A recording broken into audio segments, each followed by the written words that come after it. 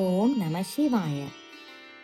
நிறைய அரிதா கிடைக்கிற ருத்ராட்சங்களுக்கு மத்தியில ஈஸியா கிடைச்சாலும் மனுஷனோட கர்ம வினைகளை போக்கி மன அமைதியை கொடுக்கக்கூடிய ரொம்ப சக்தி வாய்ந்த கருவிதான் அஞ்சு முக ருத்ராட்சம். இத மக்கள் பஞ்ச பிரம்ம ஸ்வரூபம்னு சொல்றாங்க. சிவபுராணம் அஞ்சு முக ருத்ராட்சத்தை சாட்சாத் ருத்ரனோட வடிவம்னு சொல்லுது. காலாகினின்னு அழைக்கப்படுற இந்த ருத்ராட்சம் நம்மள தூய்மைப்படுத்துற சிவனோட ஞான அக்னி வடிவத்தை குறிக்குது. இது எளிய மக்களுக்கான மணி. அவங்களோட மனபாரத்தை குறைச்சு கர்ம வினைகளை எரிக்கக்கூடிய சக்தி கொண்டது.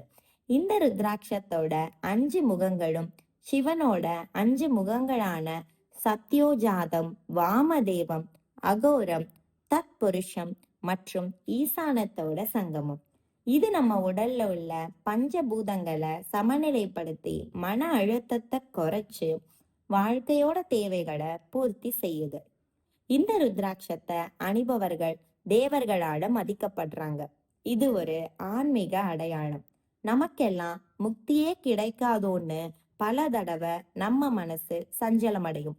இன்னைக்கு வாழ்ற நவீன வாழ்க்கை முறையில நாம அறியாம செய்யக்கூடிய பாவங்களை இந்த அஞ்சு முக ருத்ராட்சம் போக்கிடும்னு தேவி பாகவத புராணம் சொல்லுது.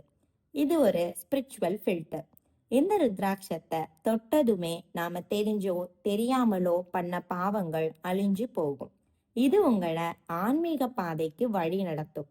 அஞ்சு முக ருத்ராட்சம் அணியறதுனால முக்தி, அதாவது ஆன்மீக விடுதலை கிடைக்குது. வெற்றி, நீங்க நினைத்த காரியங்கள் நிறைவேறுது. அமைதி, மனச அமைதியாக்கி ரத்த அழுத்தத்தை ஒழுங்குபடுத்துது. இத மாணவர்கள், குடும்பஸ்தர்கள்னு எல்லோருமே அணியலாம். நீங்க சன்னியாசியா இருந்தாலும் சம்சாரியா இருந்தாலும் சிவபெருமானால மனிதர்களுக்கு அளிக்கப்பட்ட உன்னத பரிசான இந்த அஞ்சு முக ருத்ராட்சத்தை நம்பிக்கையோட போட்டுக்கோங்க. உங்களோட பாவங்கள் நீங்கி மன அமைதியும் சகல ஐஸ்வர்யங்களும் சிவனோட அருளால உங்களுக்கு கிடைக்கட்டும். ஓம் நம சிவாய.